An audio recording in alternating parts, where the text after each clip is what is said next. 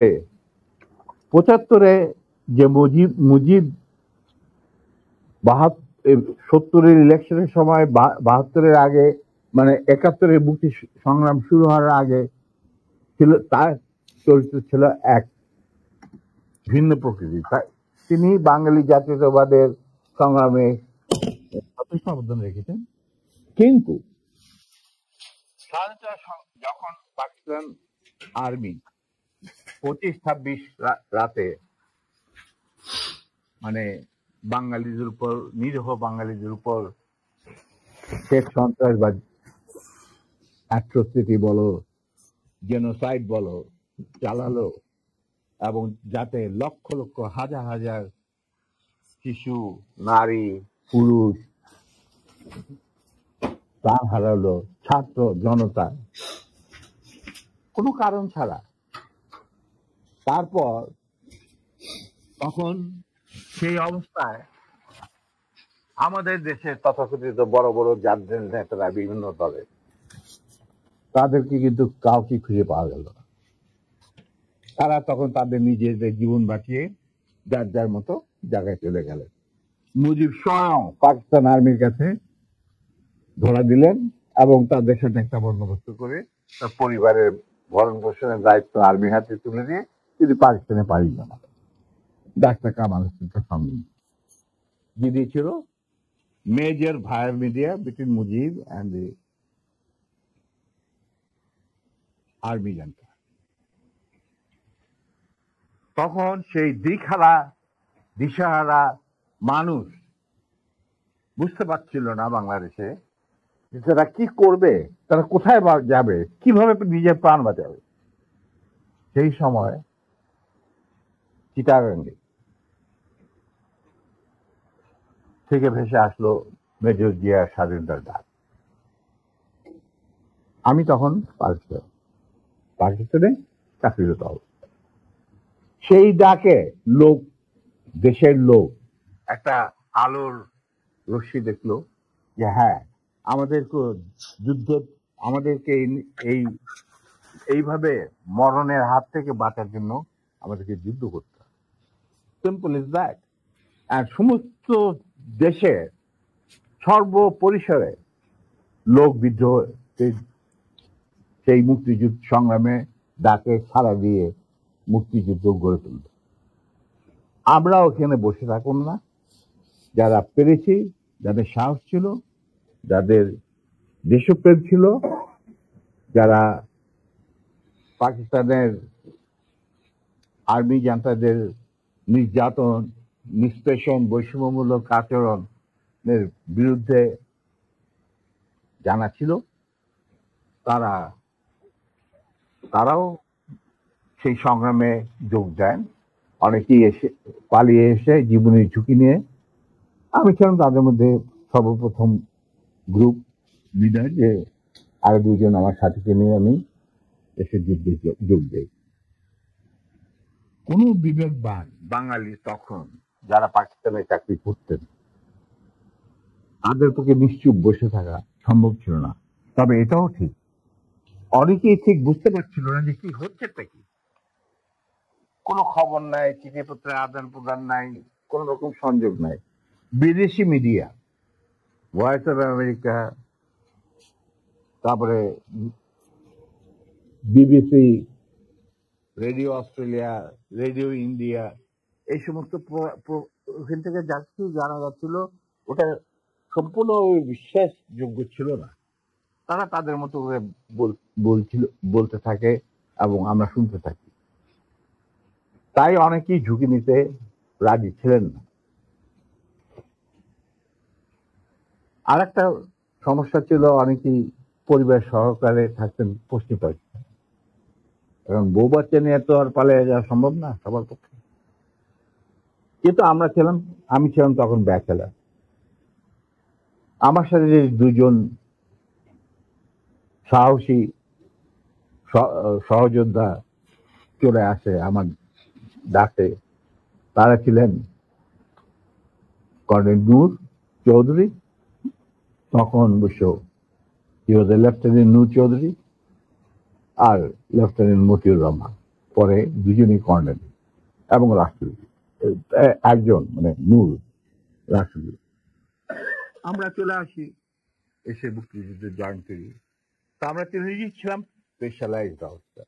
Specialised অফিসারের মধ্যে বোঝা যায় যে যাদের কমান্ডো ট্রেনিং থাকে, স্পেশালাইজড ওয়ারফেয়ারের উপরে জ্ঞান থাকে, এবং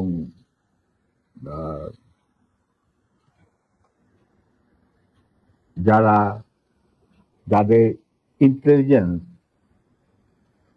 অপারেশন কিভাবে বিশ্বজুড়ে চলে সে সম্পর্কে জ্ঞানে তারা অভিজ্ঞতা সঞ্চয় করেন বিভিন্ন কোর্সের মাধ্যমে। আমরা ছিলাম তিনজনই সেই ধরনের অফিসার। তাই আমরা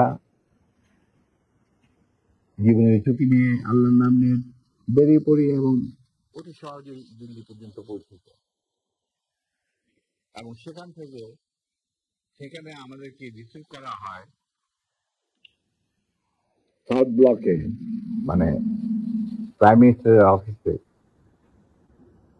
শ্রীমতী ইন্দিরা গান্ধী, র প্রধান founding father general Ruban Singh, DP Dhar মুখ্য সচিব প্রাইম মিনিস্টারের and in charge of Bangladesh affair, এনারা আমাদেরকে রিসিভ করে।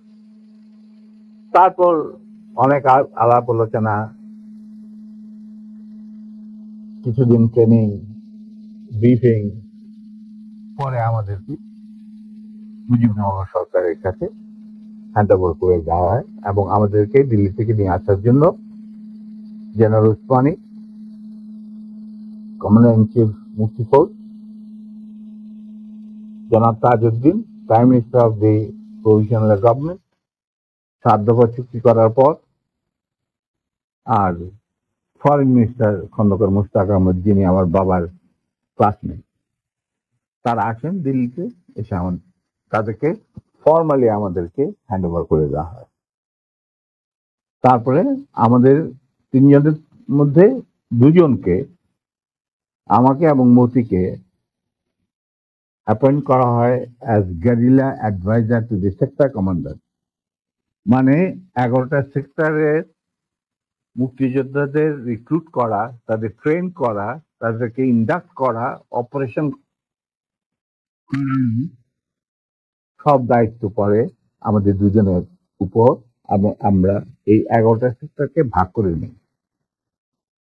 আর Noor being the junior most, Osmani সাহেব উনাকে তার চিফ পার্সোনাল স্টাফ অফিসার হিসেবে মুজিবনগর সরকারের যে হেডকোয়ার্টার ছিল মুক্তিবাহিনী, সেখানে তার সাথে রাখেন। এবং শেষ পর্যায়ে কিছুদিনের জন্য নূর অনেকটা দৃঢ়তার সাথেই উসমানীর সাথে আলাপ করে সাউথ বেঙ্গলে চলে যায় এবং মুক্তিযুদ্ধে সক্রিয়ভাবে অংশগ্রহণ করে। সেও আঘাতপ্রাপ্ত, মানে সেও যুদ্ধে ইনজিওর্ড হয় একটা অপারেশনে, এবং তাকে বীর বিক্রম খেতাব দেওয়া হয়। আর আমি যুদ্ধের সময় 3-4 বার আহত হয়েছি, তার একটা নিদর্শন আমার দেখো হাতের অবস্থা। এখানে সেখানে সবকিছু অর্ধেক বোধ হয় আর্টিফিশিয়ালি ক্রিয়েটেড, রিক্রিয়েটেড, যেটাকে প্লাস্টিক সার্জারি বলা হয়। But then I continue. তারপর সেনাবাহিনী গঠন করা, বাংলাদেশ মিলিটারি একাডেমি স্থাপন করা, পিটি স্কুল মানে ফিজিক্যাল ট্রেনিং স্কুল স্থাপন করা, সিলেটে ওয়েপন অ্যান্ড ট্যাকটিক্স শেখার স্কুল স্থাপন করা, সব দায়িত্ব আমরা পালন করি। এর সাথে সাথে চলে